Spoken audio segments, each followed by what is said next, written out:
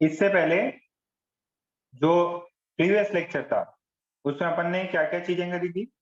First अपन ने discuss किया, देखो आज ये खत्म हो जाएगा ना, सिंपल सा चैप्टर है, ये भी खत्म हो गया तो आप रिवाइज अच्छे से कर सकते हो। रेडिएशन, पहला है रेडिएशन। रेडिएशन में क्या होता है बेटा, रेडिएशन में बॉडी कुछ हीट इमिट करती, ठीक है, और प्रीवोस बंदे ने बोला कि बॉडी हीट इमिट भी करती और एब्जॉर्ब भी करती, और ये सिर्फ 0 केल्विन पे छोड़ के बाकी सारे टेम्परेचर्स पे ये चीज होती है। प्रीवोस ने बोला एब्जॉर्ब भी करती और रेडिएट भी करती। अब वो डिपेंड करता कि सराउंडिंग का टेम्परेचर कितना है। अगर सराउंडिंग का टेम्परेचर ज्यादा है तो ज्यादा से ज्यादा चीजें क्या होगी, एब्जॉर्प्शन होगा, ठीक है। और अगर खुद का टेम्परेचर ज्यादा है तो इमिशन ज्यादा होगा।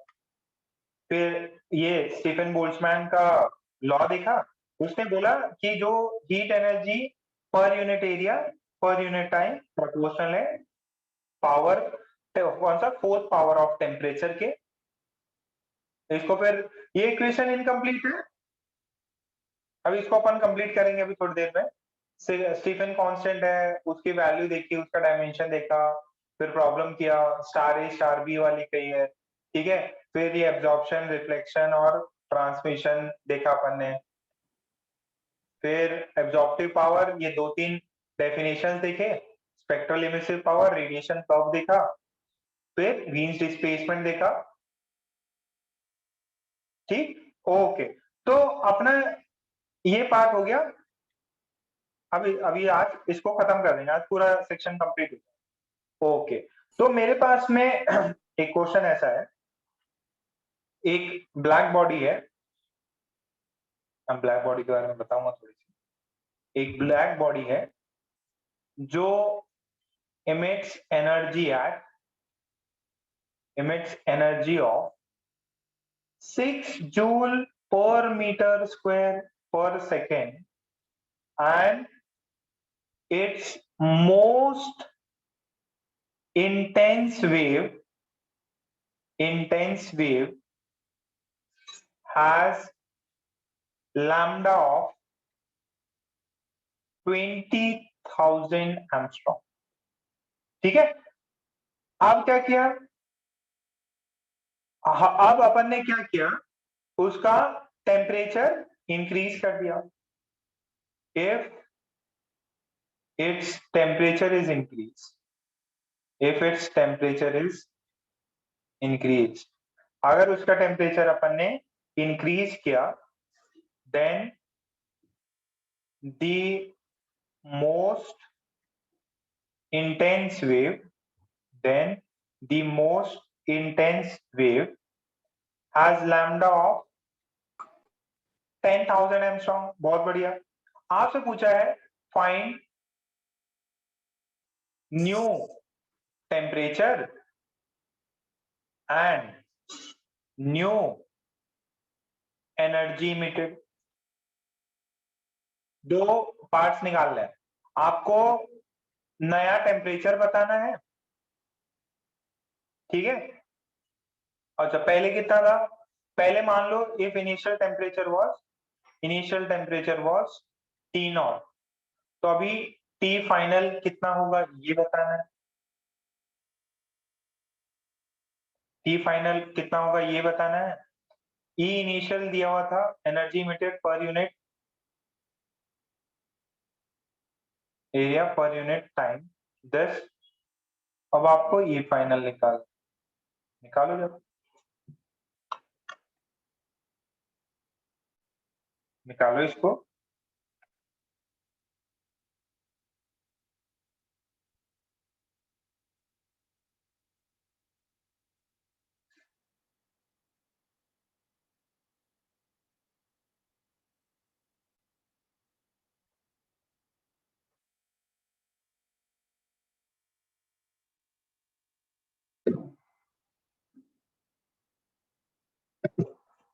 T final in terms of T not कितना हो जाएगा, पहले एनर्जी इमिट हो रही थी 1600, अब कितनी हो जाएगी वो बताना है।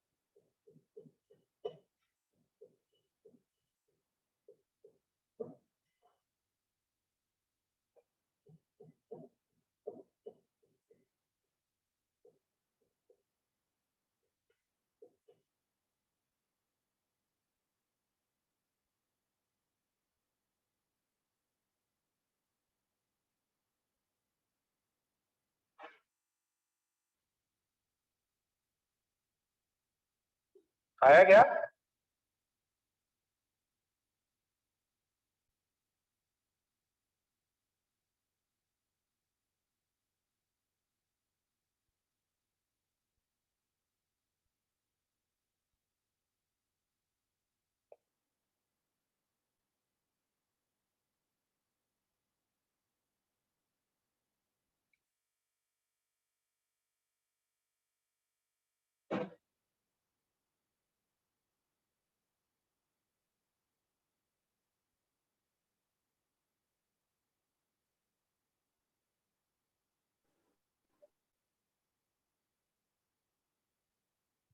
ओह, इसमें चैट नहीं आ रही क्या?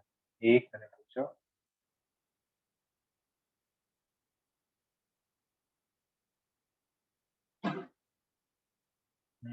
अभी कर सकते हो उस पर message. Very good. T final तो यार इजी है। टी फाइनल श्रेया, कबीरा, एनर्जी बताओ। पहले एनर्जी थी 16 जूल्स। नई एनर्जी कितनी होगी? फटाफट लौकर लौकर। वेरी गुड, अक्षय का सही आया है, पूरव का गलत है। अक्षय का सही आ गया।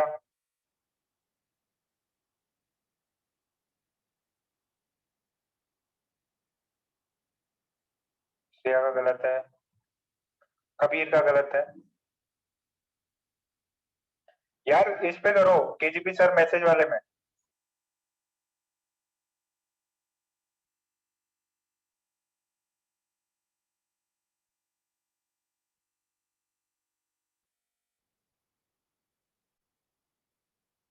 अरे इतना सवाल नहीं हो रहा। देखो पहली बात तो ये T initial into lambda initial, ये कांस्टेंट है। Lambda final into T final, ये भी कांस्टेंट होगा। इसका मतलब क्या है? Lambda initial T initial is equals to lambda final into T final. और तो क्या, लैम्डा इनिशियल कितना था? पहले 2000 था, सॉरी सॉरी 20,000 था। इनिशियल टेम्परेचर कितना था? टी नॉट था। फिर कितना हो गया? 10,000 हो गया। टी फाइनल कितना होगा? ये पूरा कट गया। T final is 2T0। इसमें तो कोई दिक्कत ही नहीं। टेम्परेचर क्या हो गया? टेम्परेचर क्या हो गया बेटा? टेम्परेचर 2 टाइम्स बढ़ गया। अच्छा, तो याद करो, ये जो energy emitted per unit area per unit time, ये किससे प्रोपोर्शनल होता था? ये बॉडी के पावर, टेम्परेचर के पावर 4 से प्रोपोर्शनल होता था। बॉडी के कौन से पावर से? पावर 4 से प्रोपोर्शनल होता था। तो E2,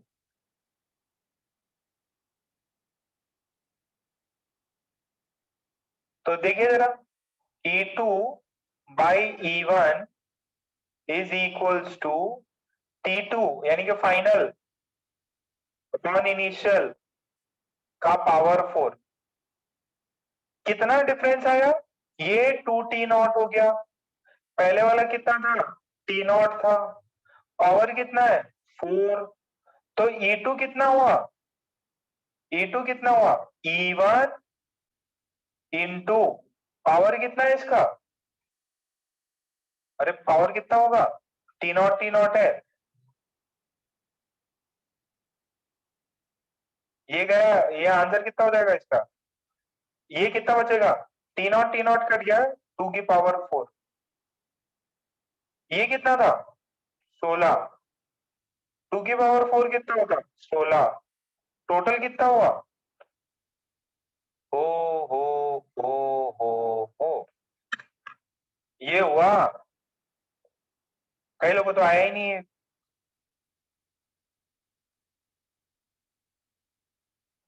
जो एनर्जी है उसके 16 टाइम्स हो गया भाई,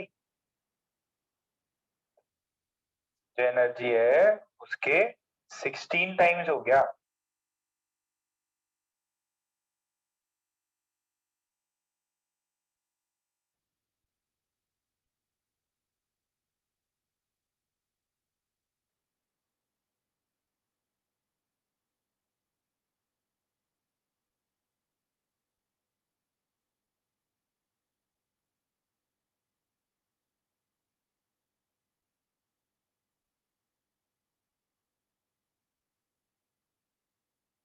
आ गया क्या, बढ़ जाए आगे,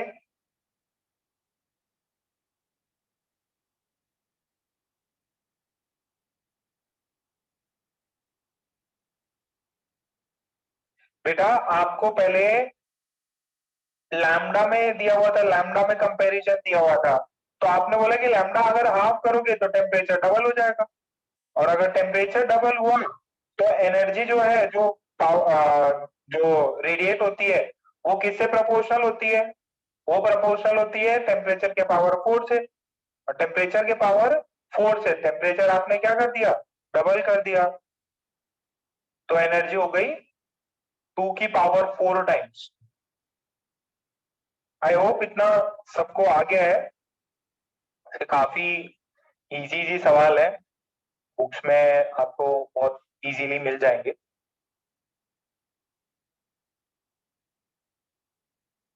ठीक, सो नेक्स्ट डालते हैं,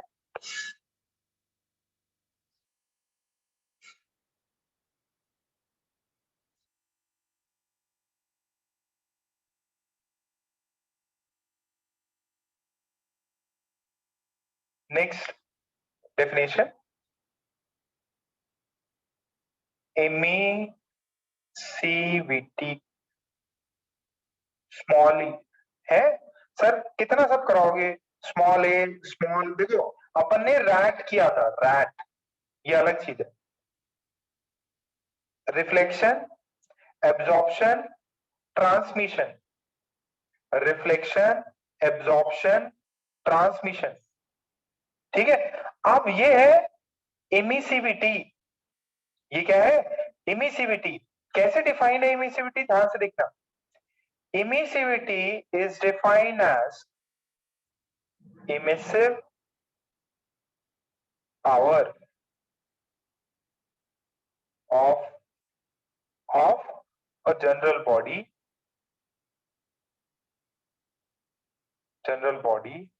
at temperature T upon emissive power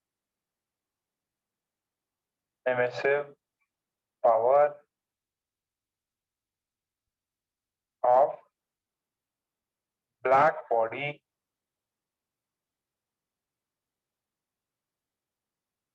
at temperature T। देखिए इमिसिव पावर कैसे डिफाइंड, सॉरी इमिसिविटी कैसे डिफाइंड है, emissive power of a general body upon emissive power of black body, BB, black body. एक बंदे का YouTube channel भी है, BB, ये बात समझ में आई, डेफिनेशन है,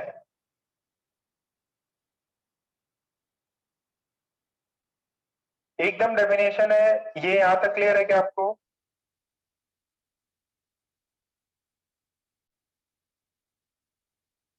हाँ भैया, बिग बॉस, तो यही जमाना रह गया, बस बिग बॉस ही देखो तुम लोग।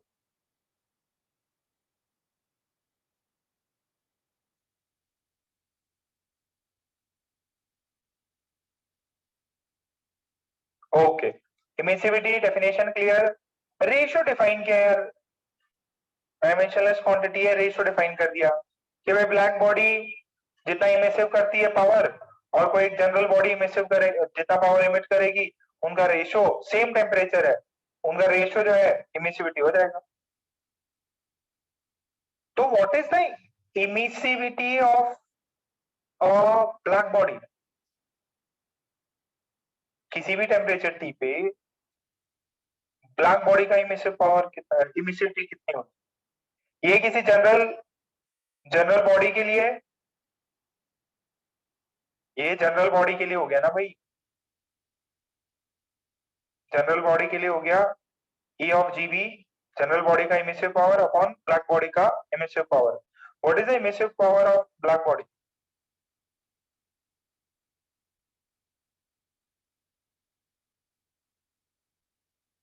अरे नहीं चमका बोले यार,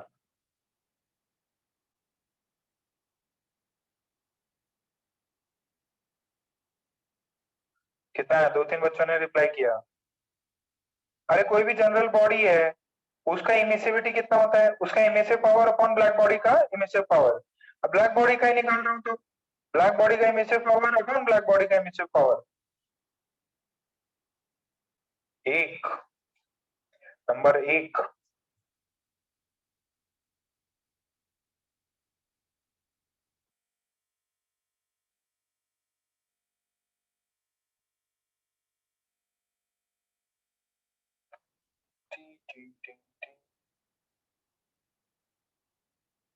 तो बाय डेफिनेशन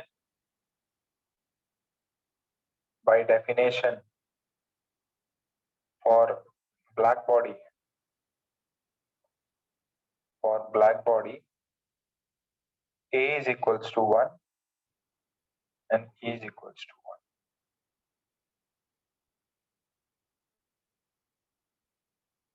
A और E की वैल्यू 1 होती है।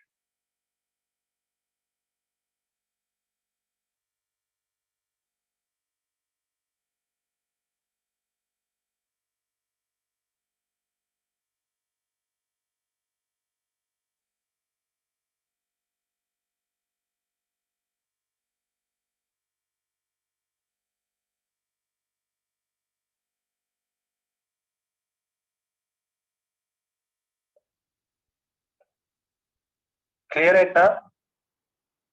अभी देखो, इससे एक किरचॉफ लॉ ऑफ रेडिएशन है, वो समझते हैं।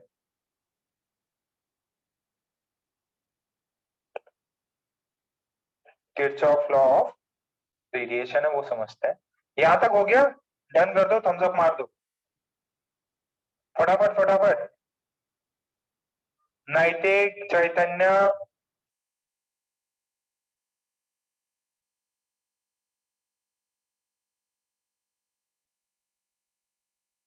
ईशान, किरण, Kavya, Vineet, Partha, Radha.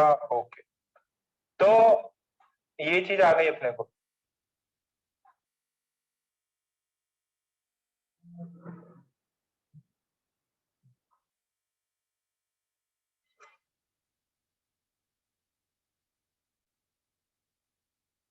Next, concept of, अरे कुछ भी नहीं है, बस बड़े बड़े लाइन दिखा के बस इन्होंने गुमराह किया आप लोगों को।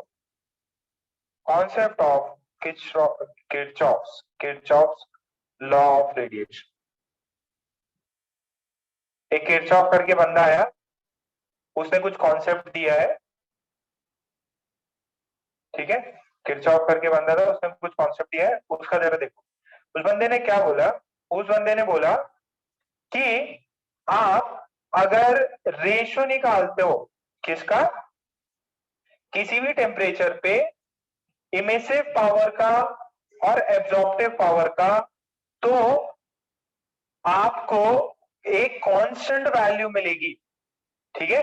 तो इसने क्या बोला, इसका स्टेटमेंट भी लिखाऊंगा।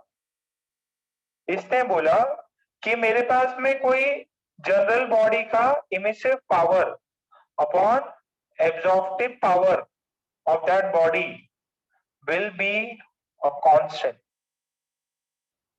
Emissive power of the body upon absorptive power of the body, ये क्या है? एक कांस्टेंट है, ठीक है। कैपिटल ई अपॉन स्मॉल ए, ये हमेशा कांस्टेंट होता है और इसकी वैल्यू कितनी होती है?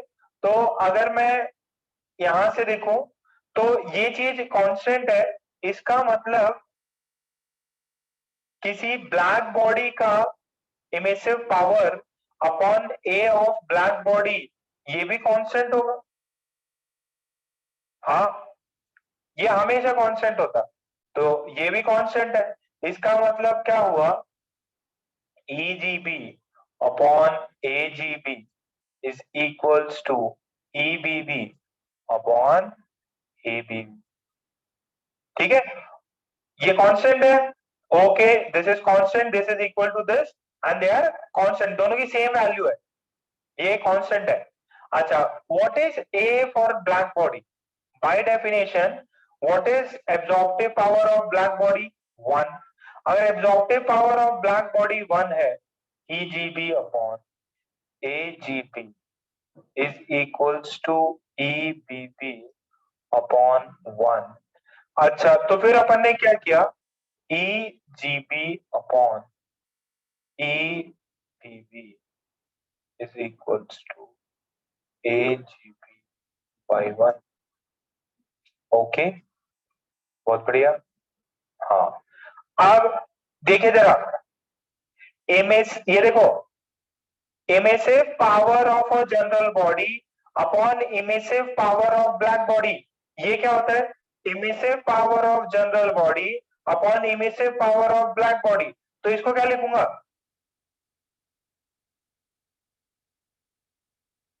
अरे बस गुमराह किया यार, इसको मैं क्या लिख सकता हूँ? ध्रुवी ने आंसर किया, इसको क्या लिख सकता हूँ? सब एकदम ढक्कन बंद हो गया दिमाग का, कुछ समझ नहीं आए।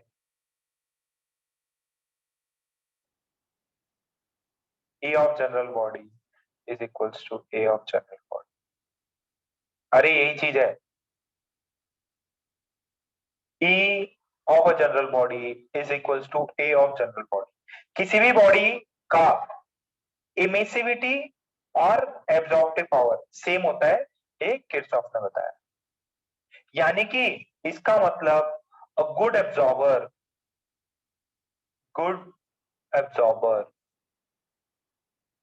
इज ऑलवेज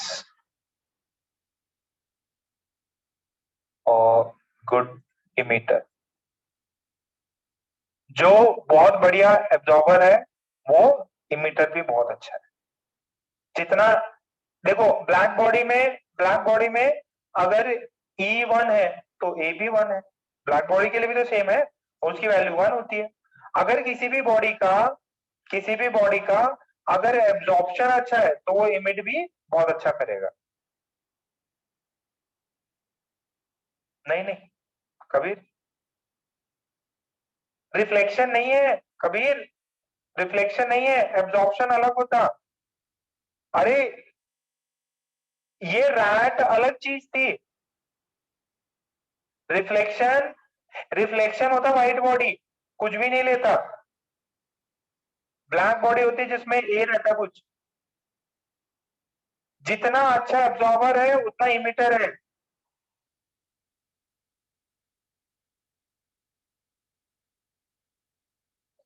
जितना अच्छा एब्जॉर्बर उतना अच्छा इमिटर।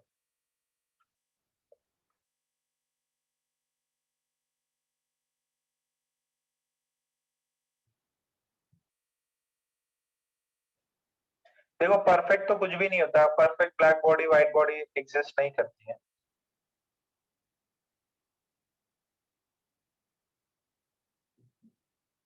हाँ, बोल सकते हो मिरर।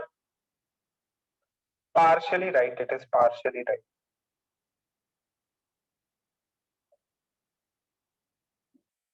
ये हो गया क्या? बस बस बस, खत्म।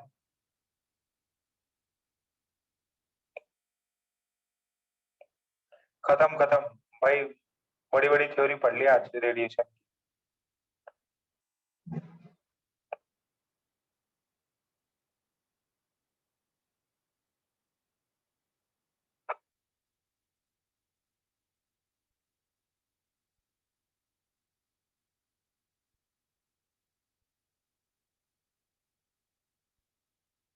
ठीक है, डेफिनेशन लिखा दो इसकी,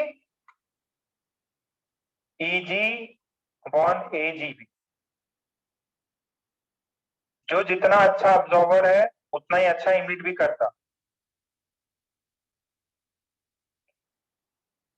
ओके, सो लिखो रेशियो, किरचॉफ लॉ ने क्या बोला, किरचॉफ लॉ में बोला द रेशियो, क्या बोला, एट एनी टेम्परेचर, पूरा ही लिख लो, at any temperature the ratio of emissive power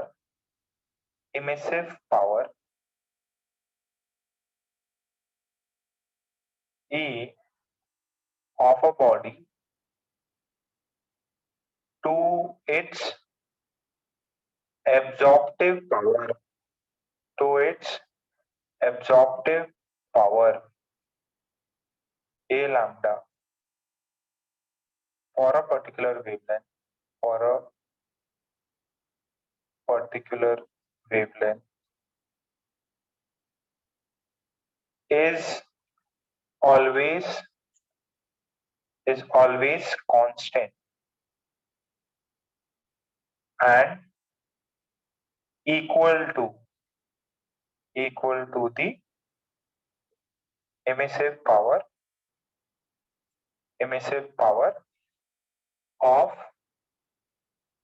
a perfect black body।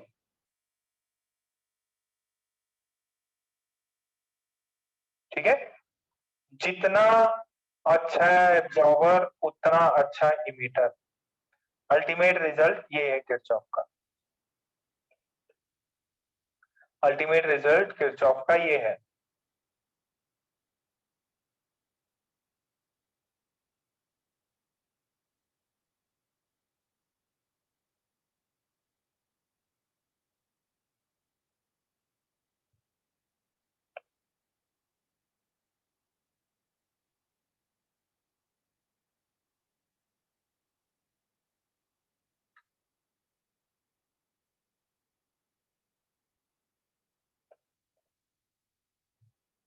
Clear है, A is equal to E, जितना बढ़िया एब्जॉर्बर उतना बढ़िया इमीटर।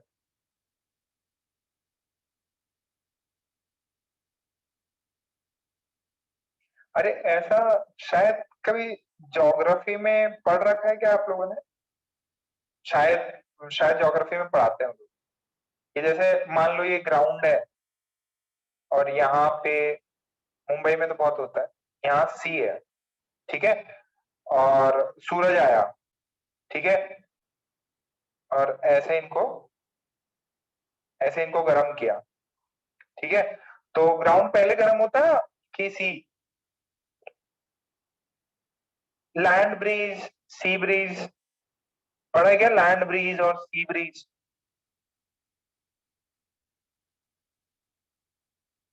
ठीक है, तो ग्राउंड गर्म हो जाएगा, फिर रात के समय में क्या होगा, ज्योग्राफी में था ना, रात के समय में क्या होगा, ये सी का पानी गर्म रहेगा क्योंकि इसको ठंडा होने में टाइम लगेगा, इमिट नहीं कर पाता, ठीक है, ग्राउंड वाला एब्जॉर्ब भी फास्ट करता, ग्राउंड वाला रात में, ठीक है, ये डे टाइम में इसका टेम्परेचर जल्दी बढ़ता, इसका टेम्परेचर थोड़ा सा कम बढ़ता, फिर नाइट में क्या होता,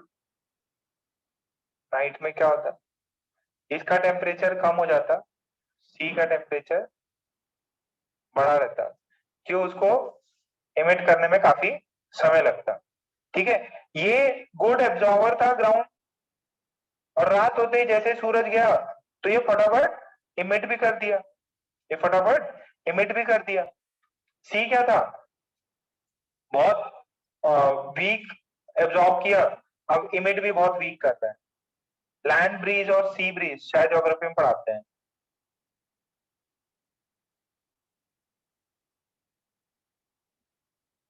है ना, तो ऐसा कुछ कॉन्सेप्ट मान लो कि जो जितना बढ़िया एब्जॉर्बर वो इमिट भी बहुत अच्छा करता, और अगर मान लो कोई बच्चा है आप में से, कोई बुक्स वुक्स पढ़ता है क्या, अभी तो खैर समय कहाँ होगा, बट कोई अगर न्यूज़पेपर पढ़ता हो, नॉवल पढ़ता हो, या जो बच्चा कोई अच्छी चीजें पढ़ता है ना, जितना चीजें एब्जॉर्ब कर लेता, वो फिर ज्यादा ज्ञान फैलता रहता।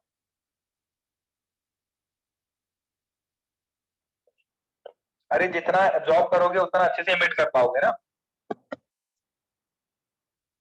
और आपका एब्जॉर्प्शन पावर ज्यादा है तो आप इजीली इमिट कर पाओगे चीज।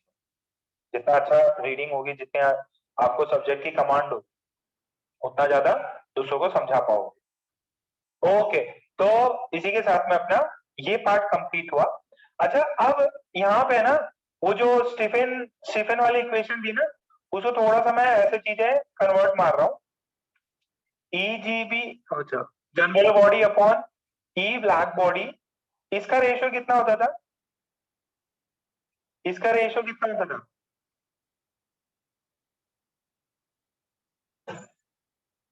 अरे बताओ।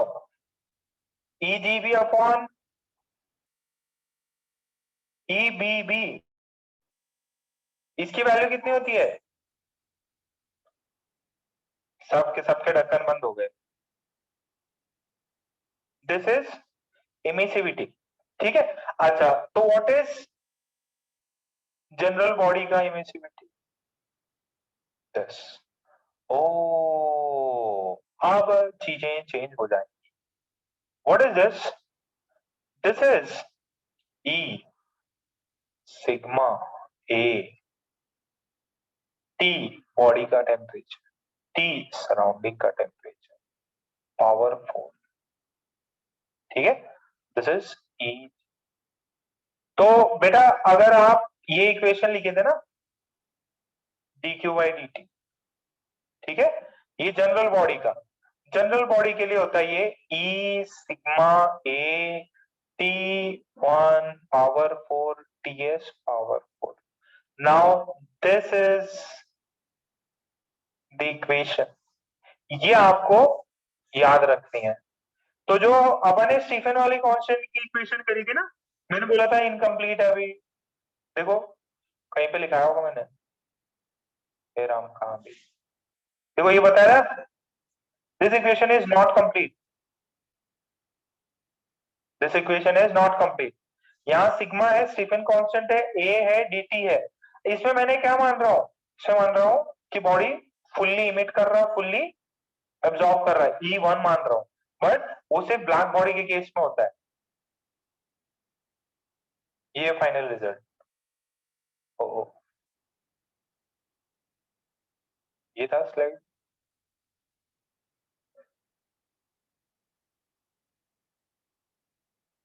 जस्ट अ सेकंड, ये है बेटा, डीटी इधर ले लिया मैंने, सिग्मा उससे पहले ई, E is emissivity, sigma is Stephan constant, A is surface area, these are temperatures, these are temperatures. So if E is equals to 1, black body,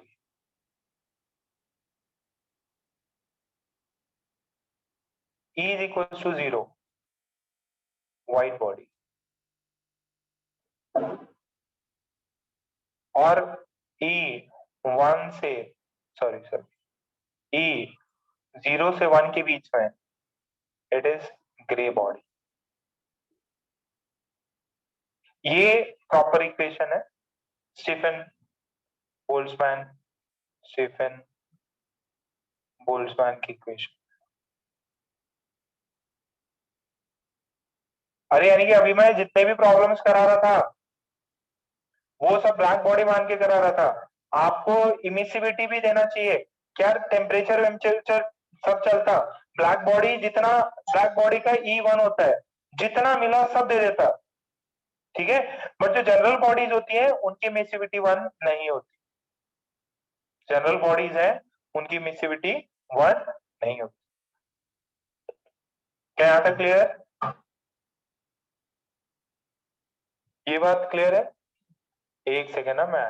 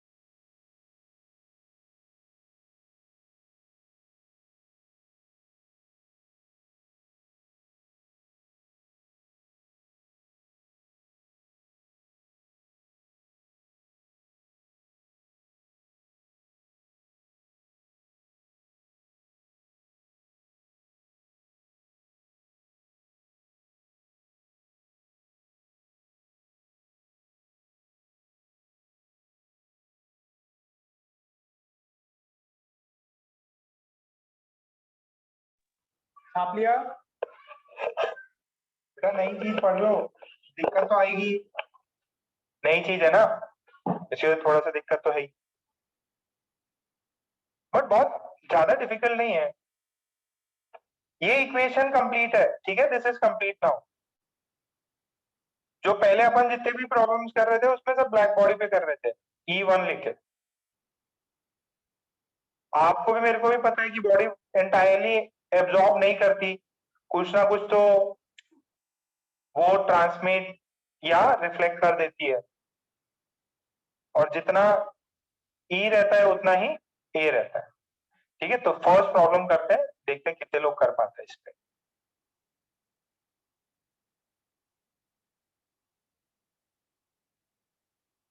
clear, यहाँ आगे बढ़ जा रहा, फर्स्ट प्रॉब्लम करो, ये ऐसे आपको प्रॉब्लम्स मिलेंगे। Body of emissivity, body of emissivity 0.75 and surface area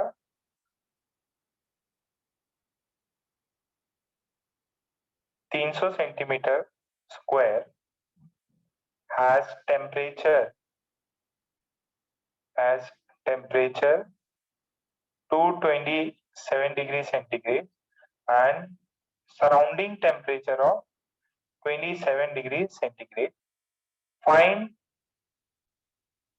the net power emitted by the body.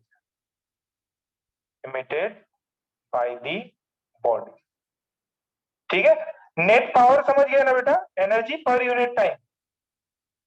Sigma की वैल्यू आपको पता है कितनी है, 1 2 3 4 5 6 7 8, ठीक है। सब SI यूनिट्स में कन्वर्ट करिए, आंसर निकालिए, सॉल्व करो बच्चों।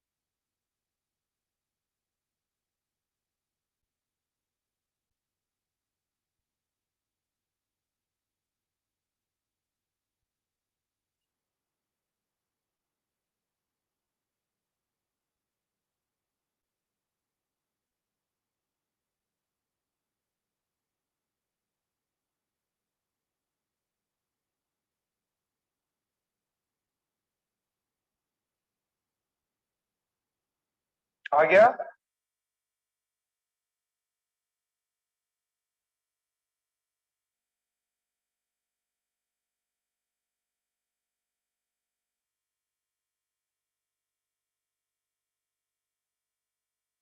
यार SI यूनिट्स में करना है, टेम्परेचर को केल्विन में लिया जाता, एरिया को भी सही चेंज करो, श्रेया वापस करो, कैलकुलेटर से करो।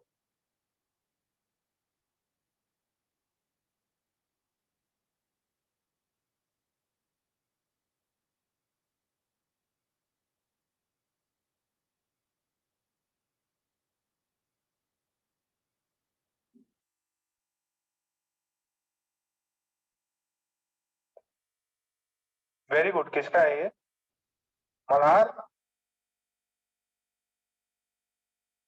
थोड़ा सा सही कर लो, लड्डा का तो एकदम गलत है, श्रावणी का एकदम सही है।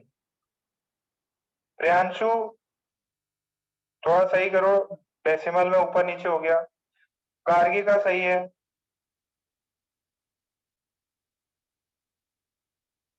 श्रेया सही करो, लड्डा, मयार, प्रियांशु। बाकी जनता क्या कर रही है? पूरव का तो बिल्कुल गलत है।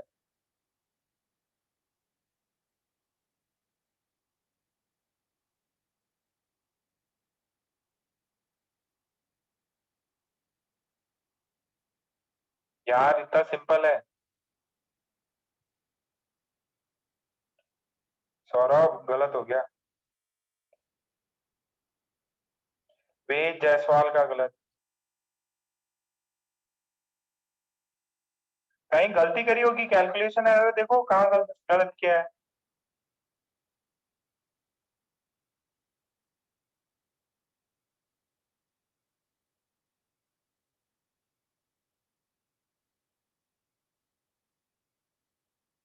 निकुंज थोड़ा सा रह गए, देवाशीष थोड़ा सा ऊपर नीचे हो गया। विदुषी का सही है, वेरी गुड विदुषी। कबीर का गलत है। ये आर्या, अथर्व, आदित्य, डीपी, अमय सिंह, अमित, अमोक। सोनी को क्या हो गया? ईशान, लड़कियां, निमेश, प्रथमेश। मेरे को लग रहा है बुला लूं है ना एक एक करके तुम लोग को। तुम लोग के नोट्स भी चेक करने रहेंगे। This is E sigma A T this minus T surrounding का पावर 4। ई कितना है? 3/4। सिग्मा कितना है? 5.67 into 10 to the power -8। What is A? 300 to 10 to the power -4। बेटा ये कितना है? 300 सेंटीमीटर है ना, तो 10 to the power -4 कर दिया। And what is this temperature? 500 power 4, 300 power 4। ठीक है, बस आ जाना चाहिए फिर। ये देखो, this is 3/4, this is 5.67, this is 3, this is, ये 2 है, ये 4 है, this is 10 to the power -10। अच्छा इसको क्या करें? इसको बेटा 10 का स्क्वायर लेके पावर 4 कर दो, और अंदर रह जाएगा 5 का पावर 4, 3 का पावर 4। ये स्टेप सबको समझ में आ रहा है क्या? षणमुख का सही है, प्रियांशु का सही है, अमोक का गलत है। सॉल्व करो इसको, सॉल्व करो जरा। ये 10 to the power 8 हो गया, ये 10 to the power -10, ये 10 to the power 8। 3/4, 5.67 into 3, 10 to the power -2। ये कितना होता है? 625 -81। निकाल लो, 94.4 है। ये सही है।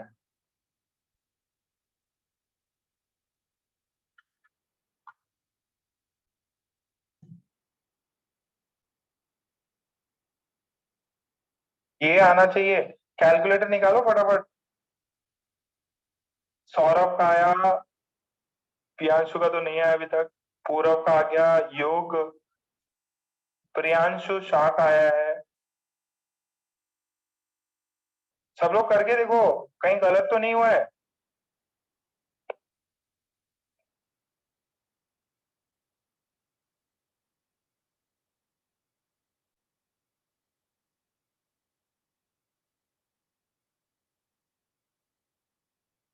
यही आ रहा है।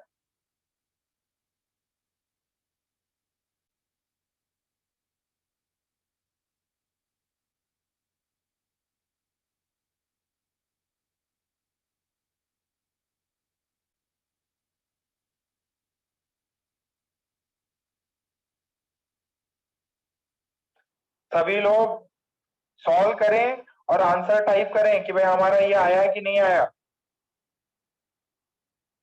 बस खत्म होने वाला है। कैलकुलेशन मिस्टेक कितनों की हो गई? 1 सेकंड में आया।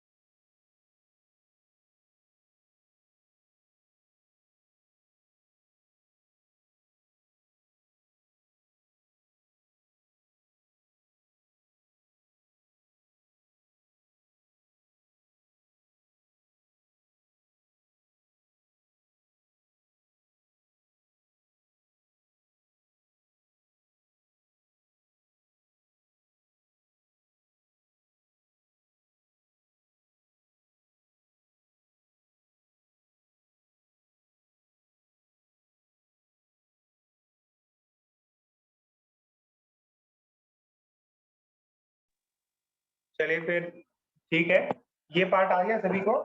अब बेटा इसमें है ना सवाल इसी टाइप के हैं कि भाई बताओ कि ये क्यू कितना हो गया, ये बाकी सब कुछ दे देगा, आपको इमिसिविटी के बारे में कुछ पूछ ले।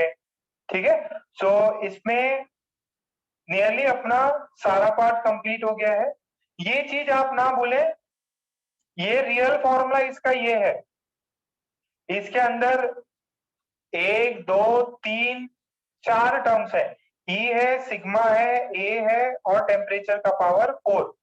ठीक है, ये नेट पावर है ना, नेट पावर। ये एब्जॉर्प्शन भी इसमें, इमिशन भी आ गया और एब्जॉर्प्शन भी आ गया। ठीक है, ओके। अब लास्ट पार्ट है Newton's law of cooling. Newton uncle ऐसे देना, कोई भी फिजिक्स का ब्रांच नहीं छोड़ा उन्होंने। हीट एंड थर्मो पे भी काम किया, ग्रेविटेशन पे, मैकेनिक्स पे काम किया, थर्मोडायनेमिक्स पे काम किया। ठीक है, कौन सी चीज पे काम नहीं किया? सब चीज पे काम किया। ठीक है, बी लाइक न्यूटन, सब कुछ करो। और फिर अच्छा, अब न्यूटन्स लॉ ऑफ कूलिंग क्या बोलता है? ये एकदम सिंपल सी चीज है कि जैसे मैंने सी वाला तो बताया थे आपको। जैसे आपके पास कंटेनर है और इस कंटेनर में जैसे अपन नॉर्मली पानी गर्म कर लो या वाटर वाटर या मिल्क जो भी गर्म कर लो। अब इसको मैंने बेटा लीव कर दिया। ठीक है, इसको मैंने लीव कर दिया और बोला कि भाई यार ये कितने समय में इसका टेम्परेचर कुछ होगा। मान लीजिए इसका टेम्परेचर है 60 डिग्री, फिर कुछ समय में इसका 40 डिग्री हो गया और रूम का टेम्परेचर मान लीजिए 25 डिग्री हो। फिर sorry, this is T, surrounding का टेम्परेचर 25 है। तो ये 60 से 40 होगा, फिर 30 होगा, फिर फाइनली 25 पे जाके स्टेबल इक्विलिब्रियम अटेन कर लेगा और फिर ये इतना जाएगा। तो आपको बताना है कि ये जो समय लगता है तो ये कैसे डिपेंड करता है, कितनी वैल्यू होती है। तो इसके लिए अपन ने, न्यूटन ने एक फॉर्मूला दिया, बहुत इजी फॉर्मूला है। इसका मेन प्रूफ भी अपने पास में, स्टीफन इन लोगों ने उसका प्रूफ भी निकाला। बट जो न्यूटन ने दिया था वो अप्रोक्सीमेट मेथड की तरफ दिया था। अच्छा, अब इसमें एक सबसे बड़ी बात क्या है ये फॉर्मूला तभी वैलिड है when there is a small temperature difference between the body and the surrounding. ठीक है, तो क्या बोला न्यूटन ने? This law is valid only when the temperature difference between a body and surrounding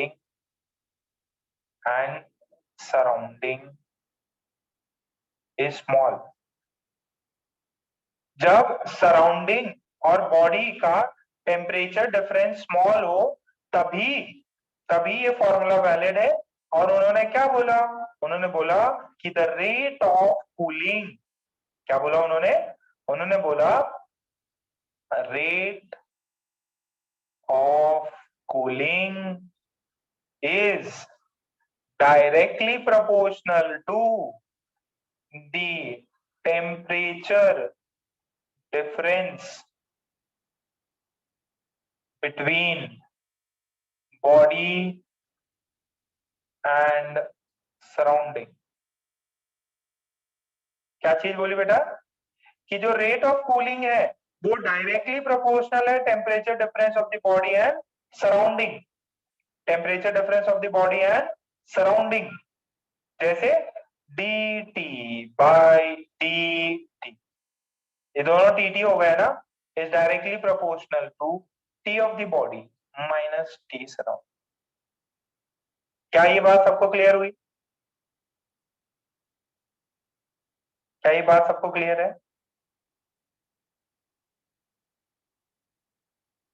Newton का cooling law क्या है? वो बोला कि यार जो rate of temperature, rate of cooling है वो उनके टेम्परेचर डिफरेंस के डायरेक्टली प्रोपोर्शनल है, टेम्परेचर डिफरेंस के डायरेक्टली प्रोपोर्शनल है।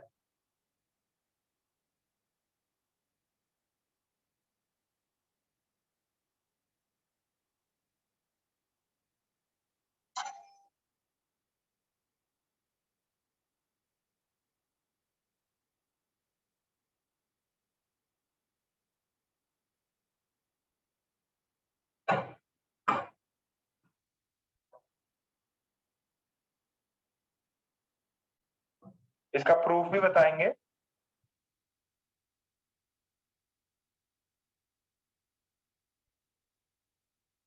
अच्छा, इसमें है ना, इस इक्वेशन में जब कूलिंग होती है तो क्या होता है? फाइनल टेम्परेचर लेस देन होता है इनिशियल। ठीक है, तो इसमें क्या करते हैं अपन, इस पे नीचे साइन, ये पीछे साइन नेगेटिव आ जाता है।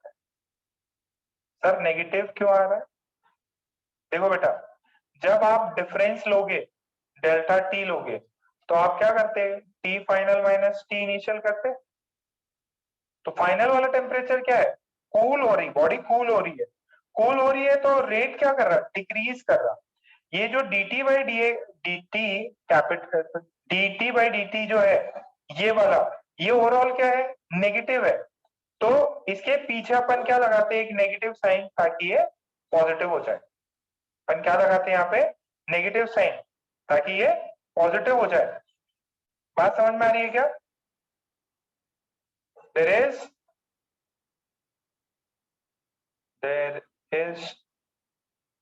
a negative sign before dt by dt।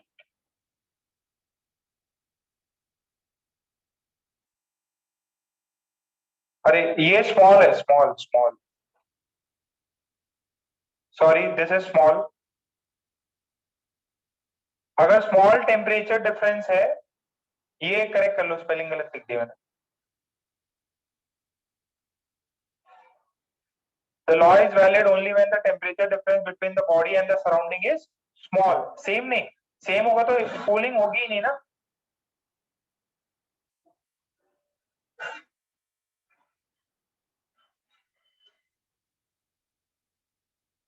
यहां तक हो गया।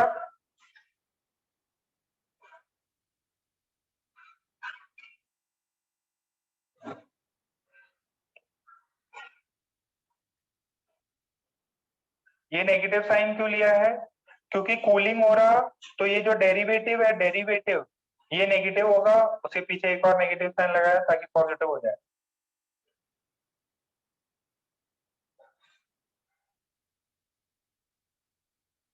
हो गया, फटाफट डन करो, इसके क्वेश्चंस करने फिर। ये स्मॉल टेम्परेचर डिफरेंस के लिए है, Newton's law of cooling only for small differences. तो यहां पे आया minus D T,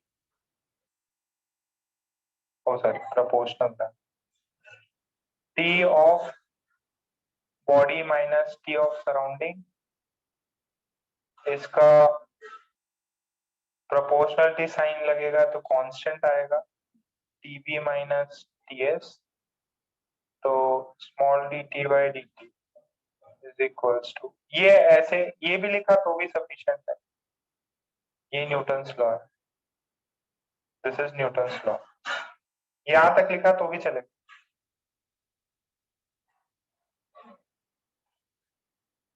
negative sign को यहां पे भी ले जा सकते हो, this is Newton's law of cooling, Newton's law of cooling, क्योंकि टेम्परेचर फाइनल घट रहा है इसकी वजह से यहां पीछे नेगेटिव साइन दिया, ठीक है। अच्छा, इसका जो it can be derive, this law can be derived from Stefan-Boltzmann law. Stefan Boltzmann की इक्वेशन थी, उससे अपन डिराइव कर सकते हैं। कैसे? जरा याद करो, dq बाई dt कितना होता है? E sigma a t of the body power 4 minus t surrounding का पावर 4, ये चीज होती है। अच्छा, अब इसमें क्या किया, बॉडी कूल हो रही है, बॉडी अगर कूल होती है तो ये चीज पता है क्या, ms डेल्टा टी लगता है, कि तो ये चीज समझ में आ रही है? ये कौन से चैप्टर में किया था, Q M S delta T,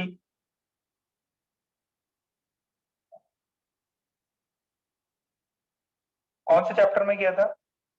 calorimeter में किया था ना। तो बॉडी का टेम्परेचर घट रहा है, तो कैलोरीमीटर में किया था, क्यू की वैल्यू ये डाल दो, और जो टेम्परेचर है बॉडी का वो सराउंडिंग से डेल्टा टी छोटा अमाउंट ज्यादा है, तो अपन ने इस चीज को यहाँ पे किया। सो इधर अपन ने लिखा, ध्यान से सुनिएगा, दिस इज ये वाला जो चीज है इसको मैंने लिख दिया M S delta T by D T, ठीक है। This is E sigma A, इसको बोल दिया T S plus delta T power 4 minus T S power 4, ठीक।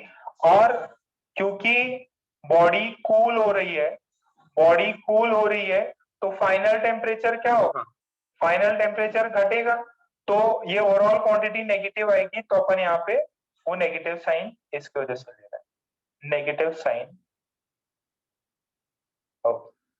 Negative sign as body cools down, ठीक है। तो यहां से अपने पास में देखिए क्या चीज बनी, इसको मैंने minus M S D T A इतना कर दिया, this is E sigma A, और यहां से मैंने निकाल लिया टी एस पावर 4, तो बचेगा क्या, 1 plus delta T upon T S power 4 minus 1, ठीक है।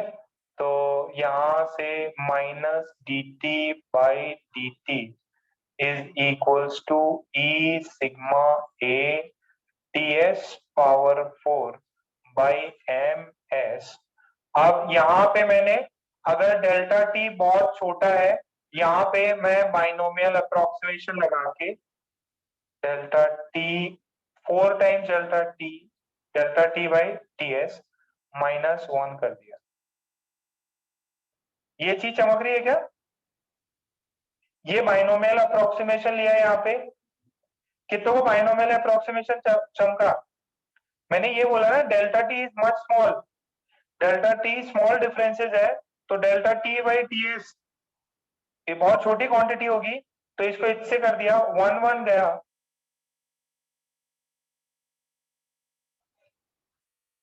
यहाँ पे ये गया, I will be getting 4 E sigma A TS power 3 mass to specific heat into delta T।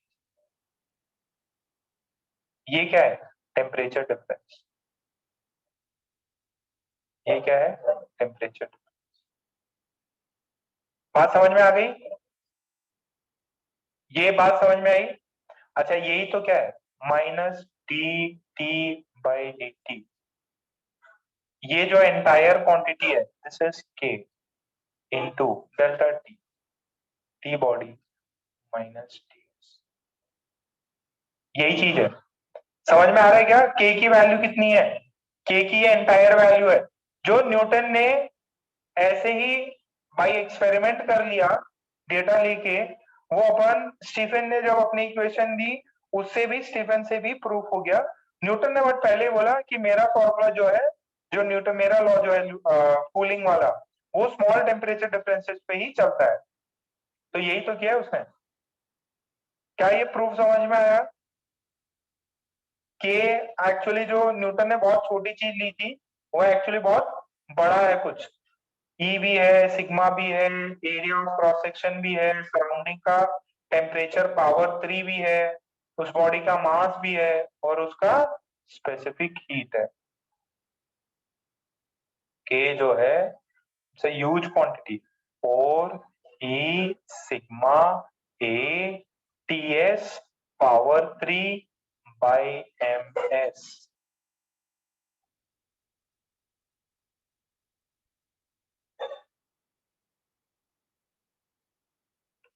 Stephen से भी सॉल्व कर सकते हैं, बट अपन मेजॉरिटी जो न्यूटन का कूलिंग मेथड है उसे अपन देख लेंगे।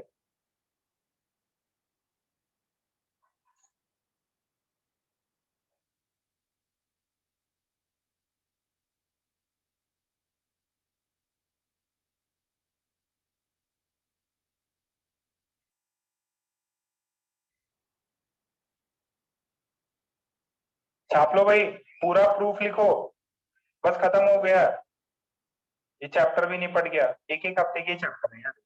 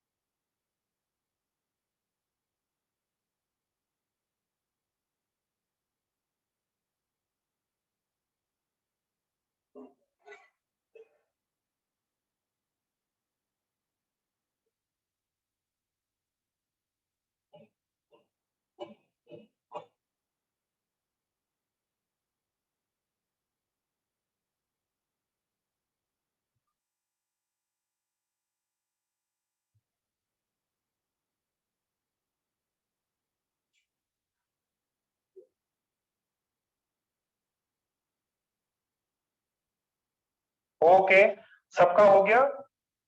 सो ये चीज आप याद रखेंगे, इसको अच्छे से लिख लें। ये प्रूफ हो गया स्टीफन वाला, और ये न्यूटन ने पहले बोला था। अब इसके प्रॉब्लम देख लेते हैं, फटाफट छापो। ये लास्ट सेक्शन है, रेडिएशन।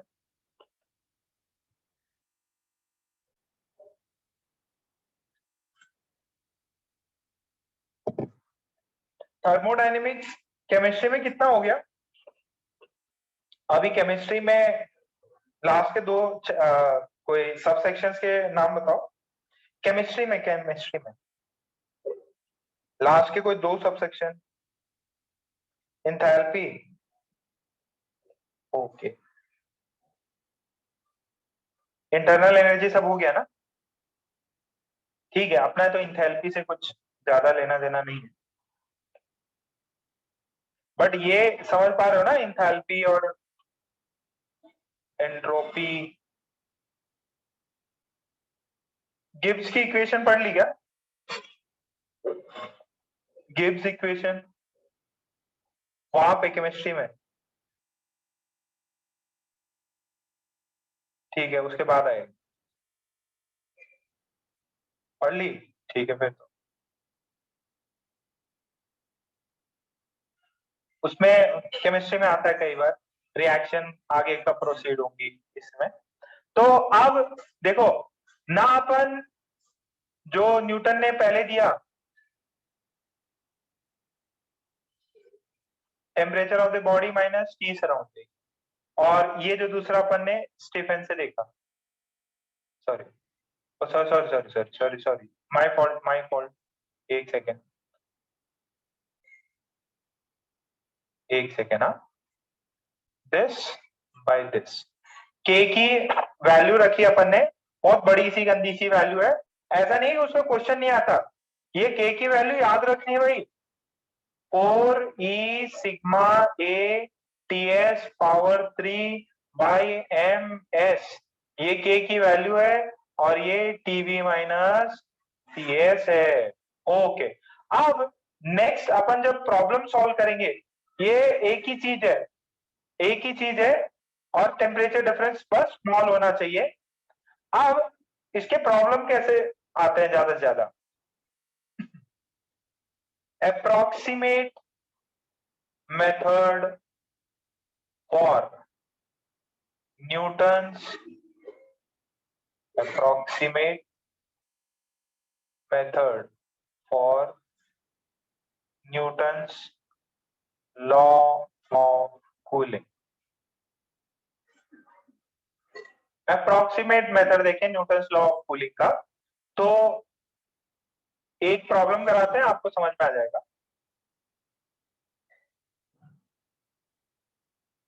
देखिए ऐसा दिया गया है कि मेरा सराउंडिंग का टेम्परेचर जो है दैट इज 30 डिग्री, और एक बीकर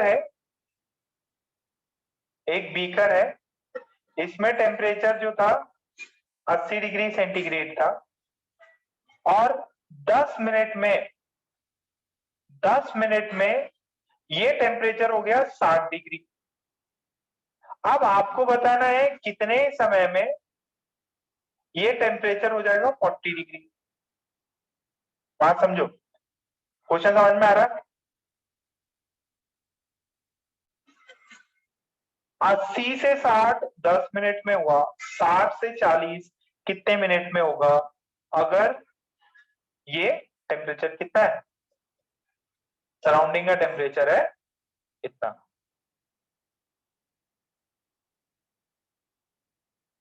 अच्छा, लास्ट स्लाइड रह गई थी क्या?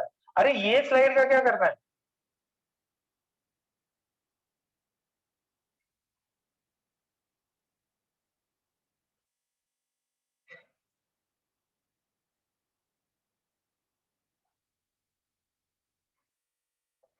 10 मिनट होगा, 10 मिनट से कम या 10 मिनट से ज्यादा?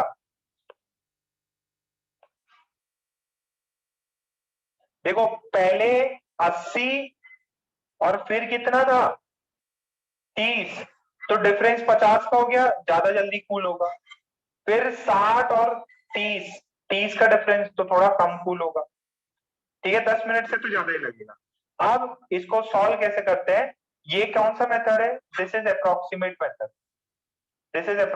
मेथड, तो इसको सॉल्व ऐसा करेंगे, फर्स्ट केस में देख लेते हैं क्या करते हैं।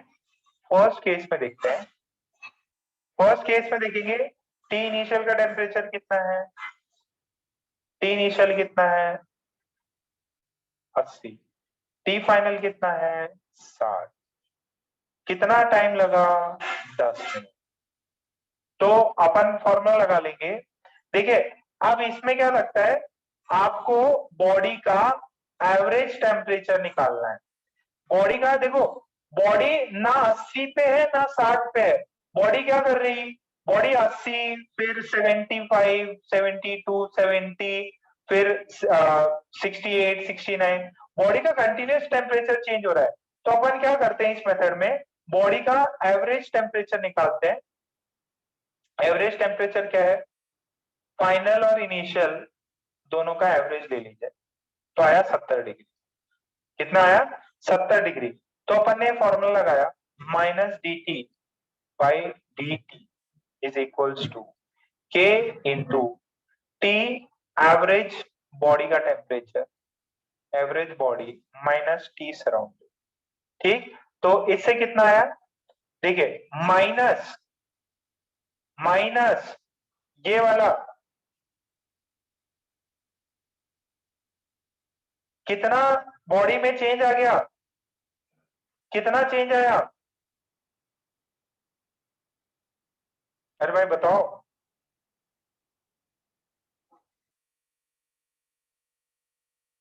फाइनल माइनस इनिशियल कितना समय लगा? 10 मिनट। ये के एवरेज कितना है? 70। सराउंडिंग का क्या है? 30। अब सेकेंड केस देख लो, ये क्वेश्चन 1। सेकेंड केस देख लो। सेकेंड केस में 60 से 40 हो रहा, 60 से 40 हो रहा। तो what is the T average? 60 से 40 हो रहा, 60 से 40 हो रहा। तो एवरेज कितना है? 50 डिग्री सेंटीग्रेड। 60 से 40 हो रहा, एवरेज कितना है? 50 डिग्री सेंटीग्रेड। ओके, और डिफरेंस कितना आया? 20 का। तो माइनस फाइनल टेम्परेचर 40, इनिशियल था 60, टाइम लगा T2, टाइम लगा T2 इंटू के, बॉडी का एवरेज टेम्परेचर कितना ले लें?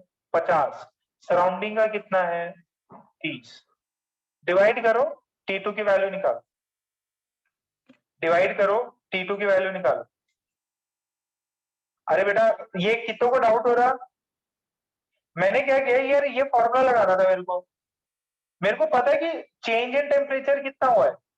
चेंज इन टेम्परेचर तो 20 का हुआ है, ठीक है। बट ये बॉडी का मैं एवरेज टेम्परेचर लेता हूं। बॉडी का ना 80 है ना 60 है, तो मैंने क्या कर लिया, एवरेज टेम्परेचर निकाल दिया। ठीक है, माइनस सराउंडिंग कर दिया। दूसरे वाले में 60 से 40 हो रहा है, तो एवरेज टेम्परेचर कितना होगा? 50। मैंने कर दिया माइनस ये पहले वाले में T1 समय, दिस इज के, दिस इज कितना? Average temperature of body 70, temperature of surrounding 30, average body temperature 50, surrounding का टेम्परेचर 30। कितना आंसर आया?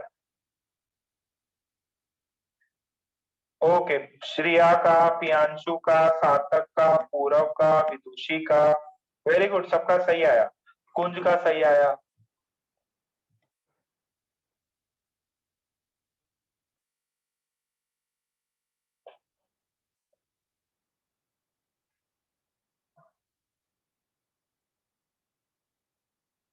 लड्डा, वेद, सौरभ, सभी लोग निकालो T2 की वैल्यू कितनी आती?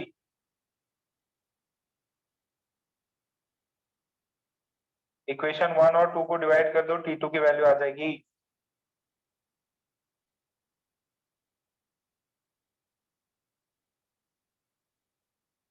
इक्वेशन 1 और 2 को डिवाइड कर दो, T2 की वैल्यू आ जाएगी।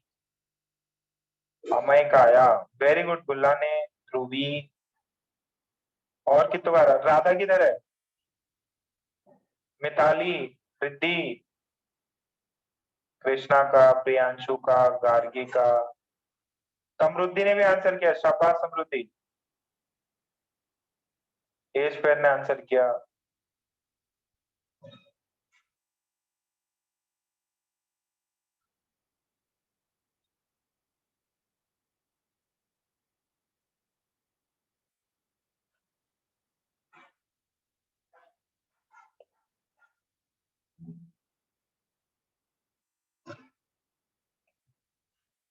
ओके, मैं फिर इसको डिवाइड कर लेता हूँ। ये देखो ये कितना है, this is 60 minus 80, 20 minus 20 plus 20 हो जाएगा। तो this is plus 20 by T1 is equals to K 70 minus 30 के इंटू 40 अपॉन नेक्स्ट वाले में कितना है, कितना है 20 बाई T2 अपॉन के into 20।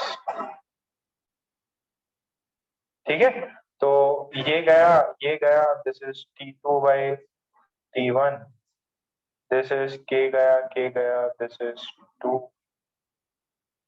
by 1, T2 is 2 into T1।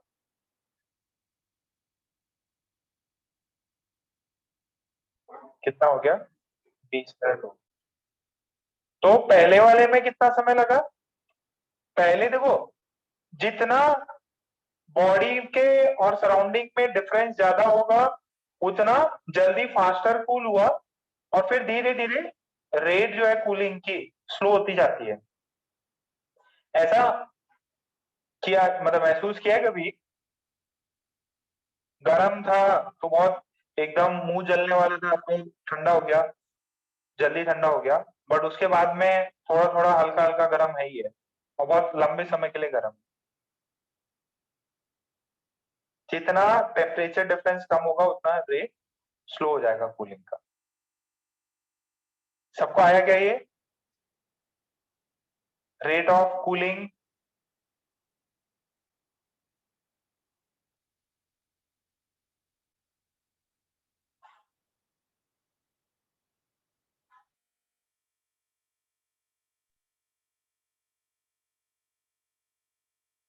Easy है, ओके। एक सवाल ये करके देखो, ये वाला सवाल सेम फॉर्मूला लगाना है। ये देखो 80 डिग्री सेंटीग्रेड से सेम पुराना वाला ही है, 60 डिग्री सेंटीग्रेड तक पहुंचा, 10 मिनट लगा। ये जो है नेक्स्ट 10 मिनट में इसका टेम्परेचर कितना हुआ,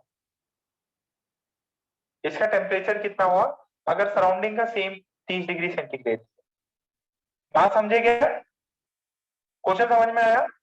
बेटा इसको 20 मिनट लग रहा था ना, 60 से 60 से कितना होने में, 60 से कितना होने में 40 में। मैं पूछ रहा हूं 10 मिनट में, 10 मिनट में ये 60 से कितने टेम्परेचर पे पहुंचा होगा भाई?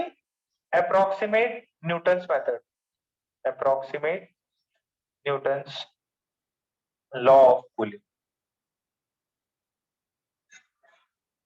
कई लोग न्यूटन से नफरत करने लग जाते हैं, इतना सब दे दिया, कितना पढ़ाई करना पड़ता।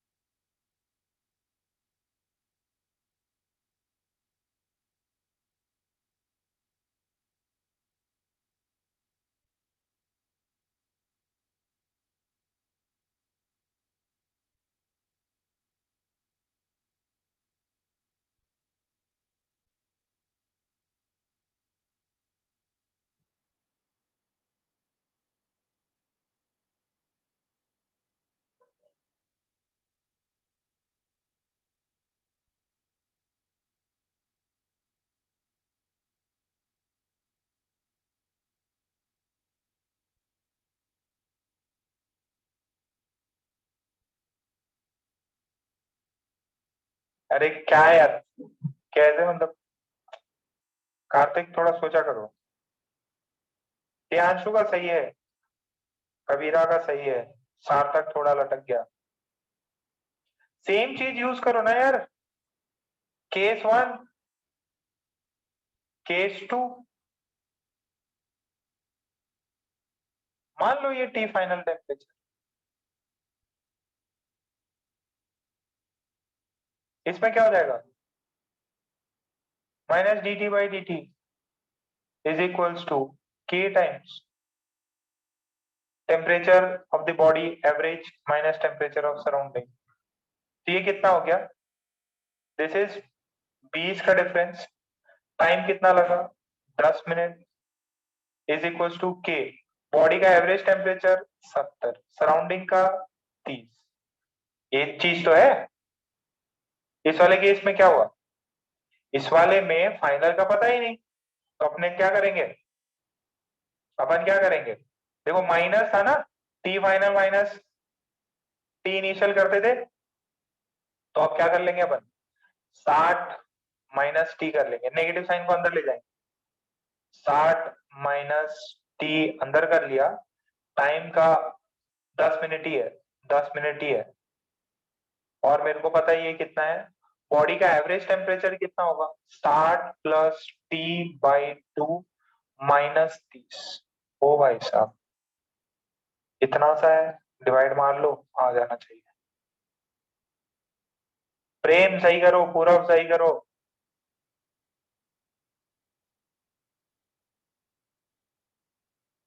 कबीर अरे अब तो सॉल्व कर लो, ये इक्वेशन 1, ये इक्वेशन 2, बेटा फाइनल टी फाइनल है, टी फाइनल, ये चलो चलो टी फाइनल ले लो,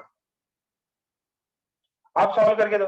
मल्हार 60 का 60 ही रहेगा क्या, थोड़ा लॉजिक लगाओ, 10 मिनट का समय दे दिया, 60 ही रहेगा। श्रेया गलत है, पूरा फ्रेम सही करो।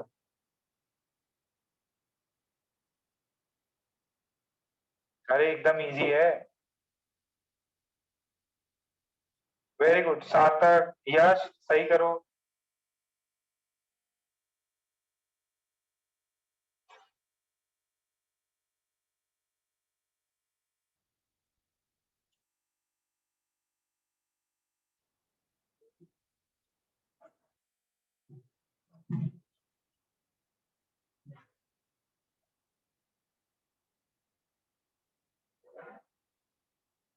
फडनेस, अक्षय फडनेस, ध्रुवी 64 कैसे हो जाएगा बेटा, बढ़ थोड़ी जाएगा टेम्परेचर, कूलिंग हो रही है।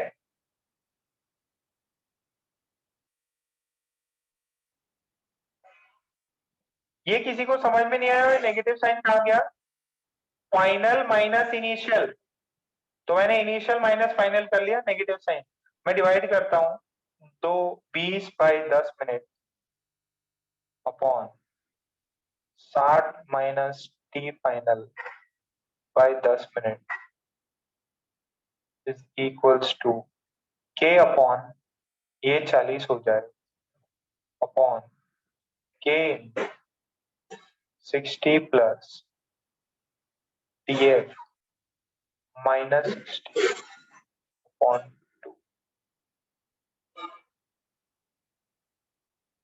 10 मिनट से 10 मिनट गया, K से K गया, तो बचा 20 upon 60 minus T final is equals to 40 upon 60 cut गया, टी फाइनल बाई 2।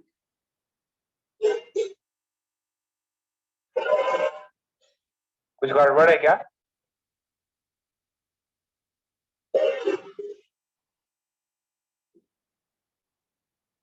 मल्हार सही करो यार, सभी बच्चों का, मेजोरिटी बच्चों का सही आ गया। श्रेया श्रेया लॉजिक लगाओ, 24 कैसे हो जाएगा, सराउंडिंग टेम्परेचर से भी कम हो जाएगा ये बेटा, आंसर देख के देखो तो सही, सराउंडिंग का टेम्परेचर 30 है, अब इसको सॉल्व करो, इसको सॉल्व करने से कुछ आएगा,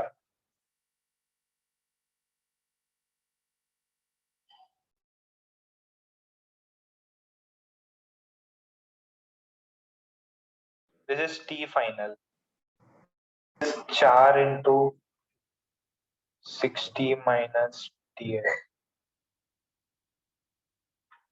this is TF. This is 240 minus 4 TF. आ गया आंसर आ गया। अब तो ले आओ।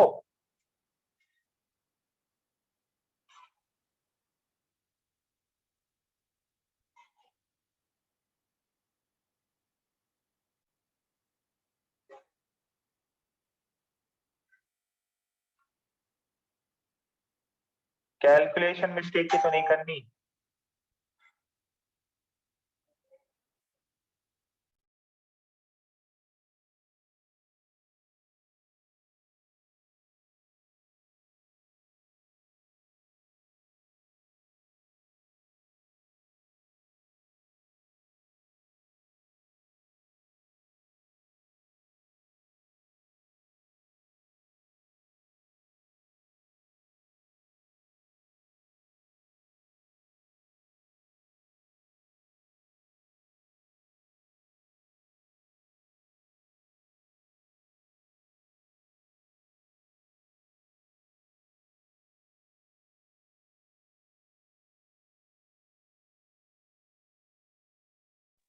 चलिए ठीक है, आ गया ना सबको? बेटा इजी है, मैं आगे बढ़ जा रहा। तो 5TF is equals to 240 TF। बात समझो, 80 था, 80 से 60 हुआ, ठीक है। इसमें लगा 10 मिनट। नेक्स्ट 10 मिनट में, नेक्स्ट 10 मिनट्स में इट वेंट टू 48, ठीक है। और नेक्स्ट में कितना हो गया? नेक्स्ट 10 मिनट में याद करो, 60 से टाइम लिया था मैंने 20 मिनट, तो कितना पहुंचा था? यही किया था ना पहला प्रॉब्लम। 20 से 60 10 मिनट, 60 से 40 20 मिनट, तो 60 से 48 हुआ 10 मिनट में। चलो लास्ट स्लाइड ले। ये सबको इतना क्लियर है? ये है अप्रोक्सीमेट मेथड। इसको क्या बोलते हैं? Approximate method.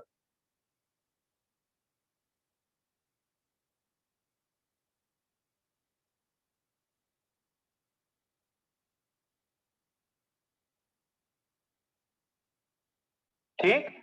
अच्छा, इस पे एक लास्ट क्वेश्चन बन सकता है, वो है आपको रेट का रेशियो निकालना है। इसको ध्यान से समझिएगा।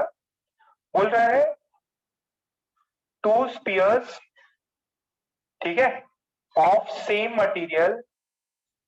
लास्ट प्रॉब्लम है 2 spheres of same material of radius r and 2r, ठीक है।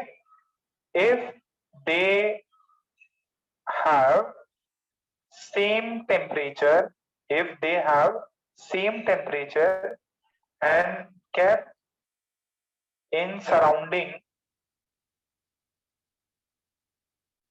of temperature Ts, find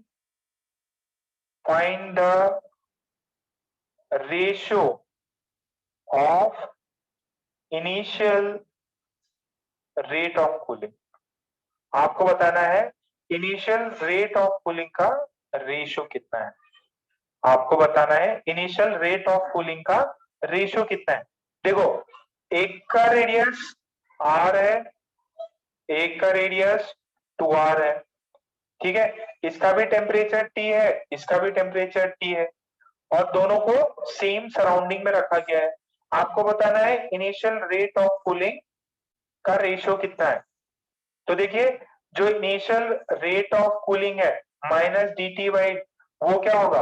k into TB minus TS, ठीक है। अब दूसरे वाले का कितना होगा? उसका भी ये होगा, अब इसका K1 है, इसका K2 है।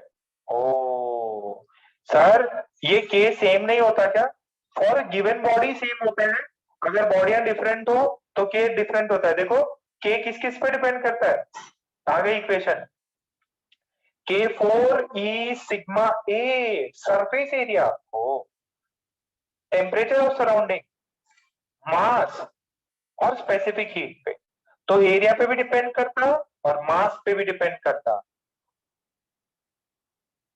तो क्या मैं बोल दूं, जो रेट ऑफ कूलिंग होगा, rate of cooling, this is rate of cooling, rate of cooling, वो रेशियो निकालो। अगर rate of cooling of 1 upon rate of cooling of 2, किस पे डिपेंड करेगा? टीबी माइनस टीएस तो सेम है, मैंने डिवाइड कर दिया बेटा, रेशियो निकाला, तो this is K1 by K2। आ रही की बात समझ में? कितनों को समझ में आया ये स्टेप कितने लोगों को समझ में आ गया?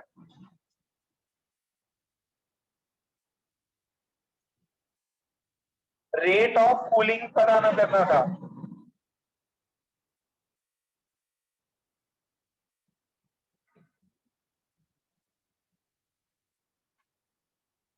आपको रेट ऑफ कूलिंग बताना था, तो rate of cooling K1 by K2 पे है, और K1 की वैल्यू आपने देख रखी है।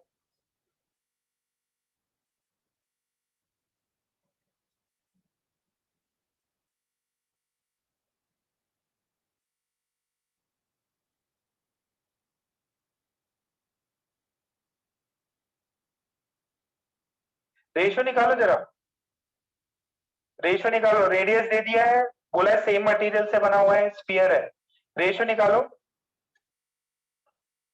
एडवांस, एडवांस के बच्चे करो भाई। किसी का रह गया क्या इस लास्ट स्लाइड? किसी का लास्ट स्लाइड रह गया था क्या?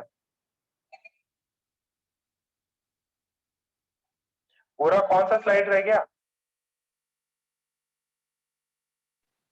ये रह गया, हो गया सर। हाँ भाई, आंसर निकालो। देखो, आदित्य, आदित्य का आया, आदित्य का आया, फिर कबीर का आया, प्रियांशु का आया, प्रियांशु का आया, कबीर का सही है, तीनों का नाम लिया, उनका सबके गलत है। के को जरा घूर के देखो, के किस किस पे डिपेंड करता। कार्तिकेय,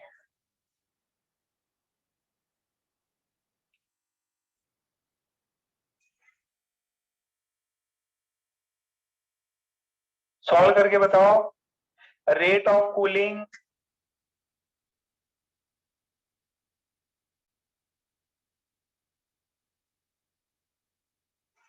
ए स्क्वायर का भी सही आ गया।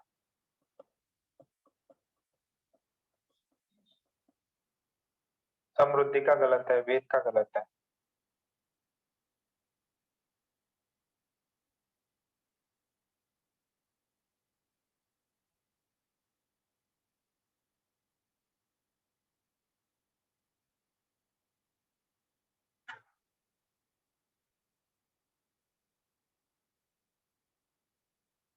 श्रेया का गलत है, सोनी का सही है, गुल्लाने का सही है।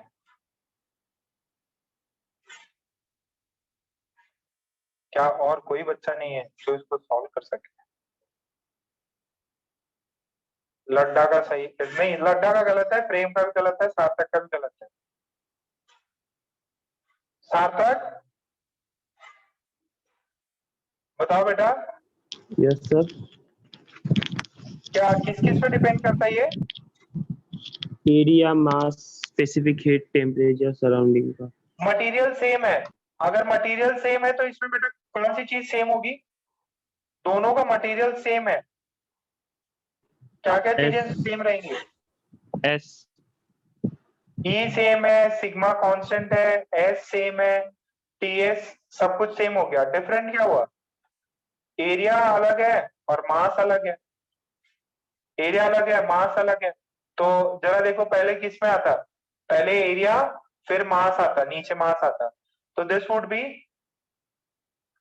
Would be area upon mass of 1 into area upon mass of 2, ये चीज है।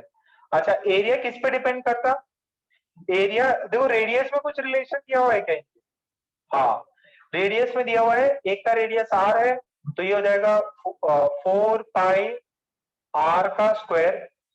अच्छा डेंसिटी क्या, सॉरी मास क्या होता है, डेंसिटी इनटू वॉल्यूम, डेंसिटी तो सेम होगी, वॉल्यूम अलग हो जाएगा क्योंकि एक का रेडियस है 4 pi by 3 pi R cube, दूसरे वाले का मास क्या है रो 4 पाई बाय 3 2r का whole cube upon 4 pi into area कितना है 2r का होल स्क्वायर। देखो सब कुछ कट गया, सब कुछ कट गया, क्या बचा, सिर्फ एक चीज बची 2/1। This is rate of cooling, this is rate of cooling, this is rate of cooling.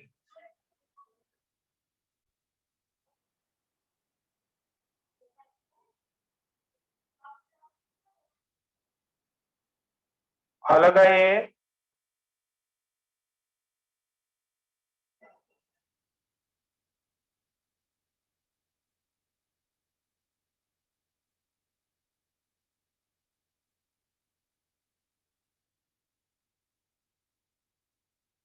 बेटा मास में वॉल्यूम इनटू डेंसिटी करो, डेंसिटी तो सेम होगा, ये एडवांस के लिए, बाकी जनता के लिए न्यूटन्स लॉ ऑफ कूलिंग आया तो हो जाएगा।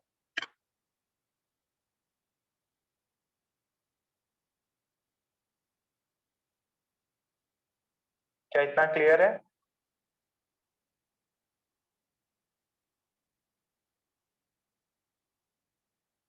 ओके, इसी के साथ में अपना रेडिएशन खत्म, प्रॉब्लम्स यही होंगे, रेशियो निकालो, डायमीटर, रेडियस सब देगा आपको, टेम्परेचर दे देगा, इमिसिविटी। देखो आज बहुत ज्यादा कंटेंट पढ़ लिया है, कंटिन्यूटी में पढ़ा ना आपने, पूरा रेडिएशन खत्म हो गया है। तो 4 दिन का चैप्टर था ये, तो 5 दिन का था, मैंने आज ले लिया ये। सो इमिसिविटी जो भी पार्ट है इमिसिविटी का है, किरचॉफ का है, ये सब आपको नोट्स पढ़ना जरूरी है, ठीक है। और दूसरा संडे को आपका टेस्ट है ना, संडे को आपका टेस्ट होगा, संडे को टेस्ट होगा, तो उसके टाइमिंग्स मैं कल भेज दूंगा। होपफुली 2 टेस्ट ले लेंगे एडवांस वालों के, एडवांस का पेपर अलग है, मेंस का अलग है, नीट का अलग है, ठीक है। तो आपके जो पेपर होगा उसके अंदर एडवांस वालों को 2 पेपर हो जाएंगे, एडवांस वालों को 2 पेपर हो जाएंगे, एक थोड़ा टफ रहेगा, एक नॉर्मल मेंस लेवल, ठीक है। संडे को पेपर होगा, और आज का रिवीजन तो जरूरी कर लो, और फिर जब टाइम मिले सब कुछ सॉल्व कर लेना। हीट ट्रांसफर कंप्लीट हो गया, अब एक छोटा सा थर्मोडायनेमिक्स वाला पार्ट है, तो मोस्टली नेक्स्ट वीक में अपना हीट और थर्मो सेक्शन एंटायरली कंप्लीट हो जाएगा, तो हीट एंड थर्मो के अपन 5 चैप्टर कंप्लीट कर देंगे, ठीक है बच्चों। इजी था, थोड़ा डिफिकल्ट था क्या आज, कैलकुलेशन ज्यादा थी, आज का कैसा लगा, कैलकुलेशन टफ थी, कंफ्यूजिंग तो नहीं था, ब्लैक बॉडी देखो,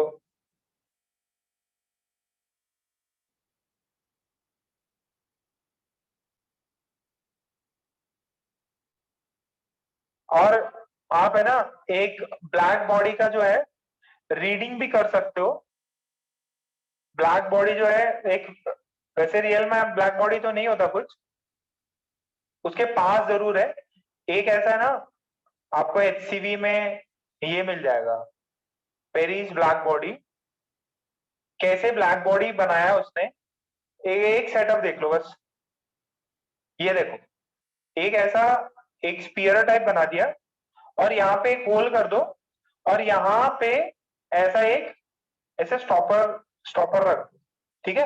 और अंदर सारा का सारा पार्ट क्या कर दो, रिफ्लेक्टिंग कर दो। देखो ब्लैक बॉडी कैसे बनाया, यहां से रेडिएशन आई। ब्लैक बॉडी क्या है, जो जितना भी रेडिएशन आएगा सबको अंदर ले लेगा। तो एक स्पीयर था, ये स्पीयर का एक छोटा सा होल था, इसे लाइट को मैंने भेजा। जैसे ही मैंने लाइट को यहाँ भेजा, यहाँ पे एक काइंड ऑफ ऐसा इंक्लिनेशन जैसा दिया हुआ था। अब ये इस पे टकराया और अंदर सारा पार्ट रिफ्लेक्टिंग पार्ट है, तो ये इससे टकरा के इधर जाएगा, ये इधर जाएगा, ये इधर जाएगा, ये इधर जाएगा, ये इधर जाएगा। और रेडिएशन उसको कभी भी, ये रेडिएशन कभी भी उस होल के बाहर नहीं जा सकती, हमेशा इस के अंदर ही रहेगी। ये कॉन्सेप्ट समझ में आ रहा है क्या? रेज अंदर गई, यहाँ ऐसे टकराई, ऐसे टकराने से फिर ये रिफ्लेक्ट होती रहेगी, ये हमेशा स्फीयर के अंदर ही रहेगी ये रेज। तो ये एक ब्लैक बॉडी है, फेरिज ब्लैक बॉडी, ठीक है, उसने ऐसा बनाया। इसे रीडिंग कर लेना, HCV से मिले या अपने जो बुकलेट है उससे भी रीडिंग कर लेना। ये फेरिज ब्लैक बॉडी है, कभी एनसीईआरटी में भी दिया होगा, आप रीड कर सकते हो, ठीक है। तो आज का क्लास यहीं पे खत्म, चैप्टर भी खत्म। तैयारी करो ढंग से, पेपर में मार्क्स अच्छे आने चाहिए, नहीं तो देख लो धुलाई हो जाएगी। Okay, bye bye, you can leave the meeting. मैं रिकॉर्डिंग भी, क्या हो गया?